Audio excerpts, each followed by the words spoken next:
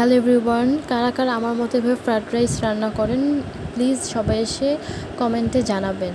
Fried rice তো normally আমরা রান্না করে থাকি যে রাইসটা আলাদা কুক করে মানে আমরা বয়েল করে নেই বা স্টিম করে নেই, তারপর সেটাকে দিয়ে হচ্ছে আমরা ফ্রাইড রাইস রান্না করি। বাট আমার আম্মু বা আমার শাশুড়ি উনি একটু ডিফারেন্টভাবে রান্না করেন। আম্মুর রান্নাটা আমার কাছে খুব ভালো লাগে। এইভাবে ফ্রাইড রাইস রান্না করলেও খেতে খুব মজা লাগে, একটু ডিফারেন্ট লাগে।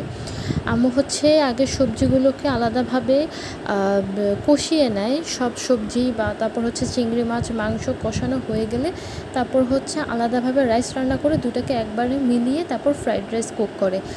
তো আমার কাছে এভাবে খুব ভালো লাগে।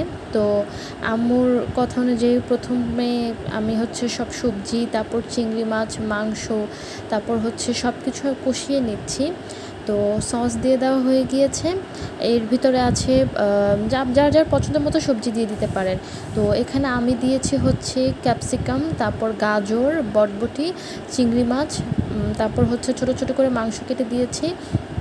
তো এইগুলাই, তারপর পেঁয়াজও খোলের মতো করে দিয়ে দিয়েছি।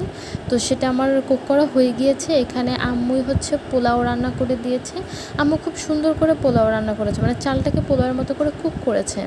এটা স্টিম করা না, এটা আসলে কুক করা। তো এই কুক করা পোলাওয়ের চালটা দিয়েও মানে ফ্রাইড রাইস রান্না করতে খুব ভালো লাগে। তো এটা আমি একটু ছেড়ে ছেড়ে নিচ্ছি। ছেড়ে নেওয়ার পর এটার উপরে আমি ভেজিটেবলস যেগুলো আমি কুক করে নিয়েছি সেটাকে আমি এখানে দিয়ে দেবো। তো আমি অল্প অল্প করে দেবো এবং অল্প অল্প করে মেশাবো, সবগুলো একবারে দিব না। তো আমার প্রথম ধাপে দেওয়া হয়ে গিয়েছে, আরও যেগুলো রয়েছে সেগুলো আমি পরে দিব। তো এগুলো আগে আমি মিশিয়ে নেব। তো মিশিয়ে নিচ্ছি। আসলে এটা একবারে অনেকগুলো চাল থাকলে আসলে মেশাতে একটু কষ্ট হয় এবং বারবার চাল নাড়া দিলে ওই চালটাও আবার হচ্ছে মানে গুঁড়ো গুঁড়ো হয়ে যায়। তো তারপর আমি চেষ্টা করছি সুন্দরভাবে মিশিয়ে নেওয়ার।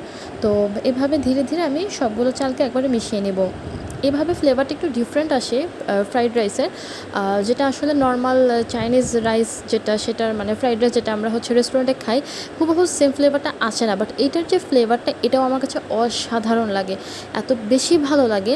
লাইক আমার মনে হয় যে আমি অন্য কোনো ফ্রাইড রাইসের সাথে চিকেন ফ্রাই বা ফ্রেঞ্চ ফ্রাই অন্য কিছু না নিয়ে শুধু শুধু এটা খেয়ে ফেলে, এত বেশি মজা লাগে। আপনারা যারা এটা ট্রাই করেন এখন এটা ট্রাই করে দেখতে পারেন। মাশাল্লাহ, দেখতে যেমন সুন্দর হয়েছে খেতে তেমনই মজা হয়েছিল।